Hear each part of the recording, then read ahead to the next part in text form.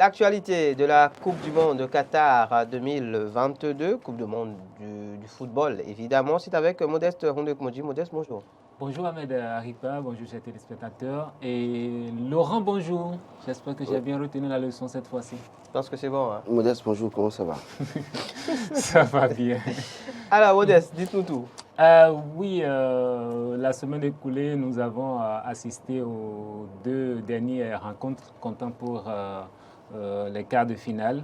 Et là, avec son lot de surprises et aussi, pourquoi pas, l'un des favoris qui a quand même confirmé sa classe qu'on attendait de lui. Déjà, à l'entame de la toute première rencontre, cette rencontre-là qui mettait aux prises le Maroc et le Portugal.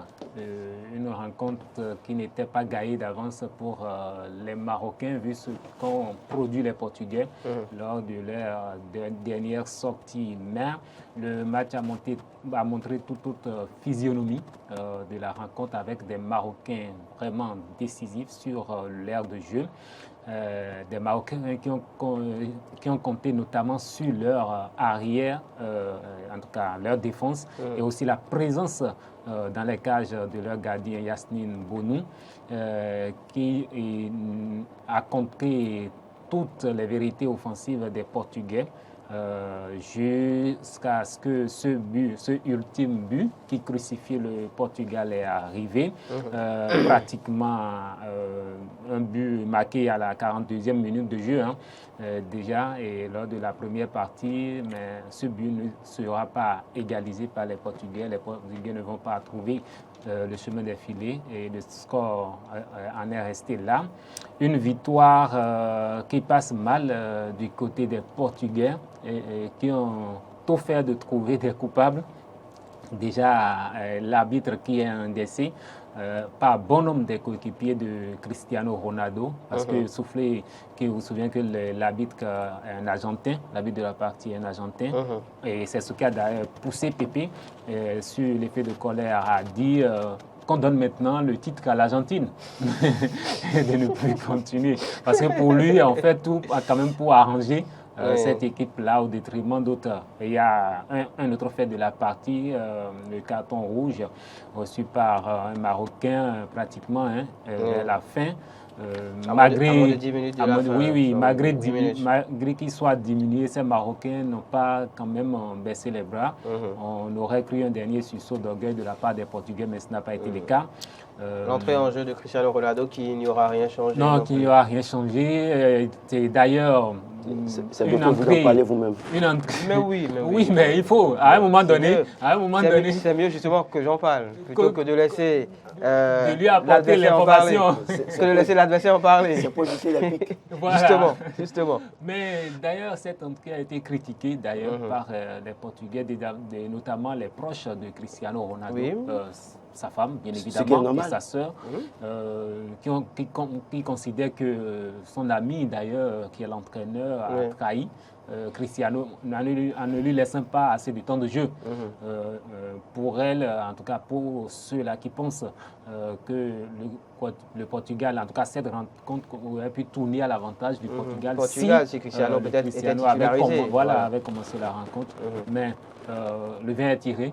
Il ne reste qu'à boire. Donc, une qualification d'ailleurs historique pour le Maroc qui fait fort dans cette compétition. D'ailleurs, et pour le monde arabe. Pour le monde arabe, oui. Un peu pour souligner comme Sofiane Boufal. Oui, alors. Mais c'était une polémique inutile. Inutile. Pratiquement. Complètement inutile. Le gars est arabe. Il n'a pas pensé aux Arabes parce qu'il a gagné. Et après, il a rectifié le tir. Il a laissé tomber. Laurent, oui, sur cette qualification du Maroc. Surprise ou pas surprise? Non, c'est pas surprise. Vous vous souvenez, j'ai dit ici que le Maroc va aller battre le Portugal et vous m'avez dit qu'on prenait rendez-vous. Pour moi, c'est que le Maroc avait... Vous savez, les équipes de l'Afrique du Nord, quand ils viennent à un niveau de la compétition, il faut les craindre. Parfois, au début, ils sont un peu silencieux, ils font un jeu assez calme, mais à un moment donné, ils ne commencent pas à y croire.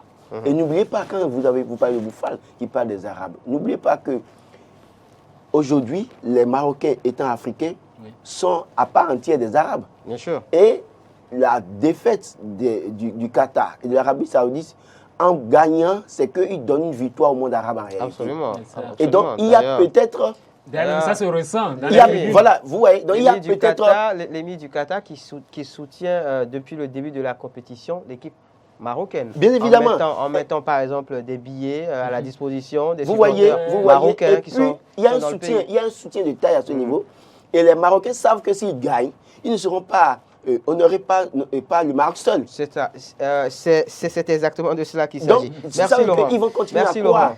Merci Laurent. Deuxième rencontre. Oui, deuxième rencontre de la journée, c'est cette défaite-là du Brésil.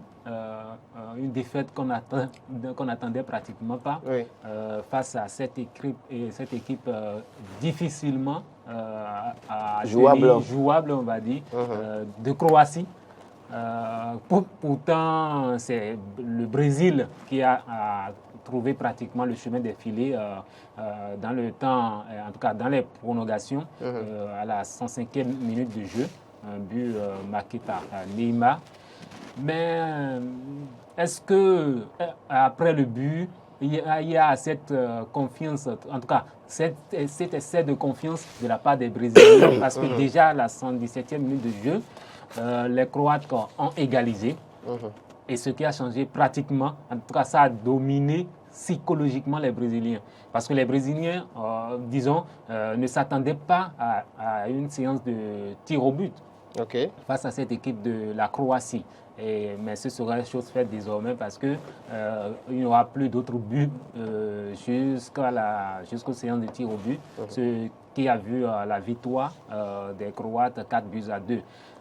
Une défaite très mal vécue par les Brésiliens, notamment son attaquant Neymar, qui ne s'en revenait pas, il ne croyait pas à ses yeux. Mais pourtant, c'est la réalité sur le terrain. Le Brésil qui sort l'archi-favori, qui en tout cas espérait un 6e titre, pourquoi pas, mais qui sort de la compétition. Ce qui est bien dans cette compétition, c'est qu'on voit les milliardaires pleurer. Ben oui. Après Neymar, Cristiano Ronaldo. Et l'autre fait de la compétition, bon, c'est vrai, il y a eu la France qui a fait 4-1, je crois, face à l'Angleterre. Non, pas à l'Angleterre. Je voulais parler des matchs de poule. Mais il y a un constat. Les équipes qui ont eu, en tout cas, un score fleuve lors des matchs de poule, toutes sont parties, éliminées de la compétition. Je voulais parler de l'Allemagne. L'Espagne, qui a fait 6-2, ou bien 6-2 face à une équipe à Iran, ou bien, en tout cas, lors des phases des matchs de poule, qui a fait 6-2, et l'Espagne est partie. Il y a les équipes, en tout cas, la Belgique aussi qui est partie. Il y a le Brésil qui vient de partir, parce que le Brésil a fait 4-1 pour son 8e de finale. Et pratiquement les équipes qui ont eu une attaque de feu. Et pas plus qu'il y ait aussi l'autre rencontre de la journée entre la France et l'Angleterre. Avant-hier. Voilà, et l'Angleterre qui a vu le score la victoire des Français sur un score de 2-1. D'accord, je ne sais pas si la rencontre. En tout cas, une victoire qui serait vraiment amère pour les Anglais parce qu'ils ont la chance d'égaliser. Ils ont eu la chance d'égaliser lors du jeu suite à ce pénalty-là raté de la part d'Harry Kane, qui avait déjà marqué même ce pénalty une fois lors de la rencontre. C'est vrai, c'est le coup de jeu.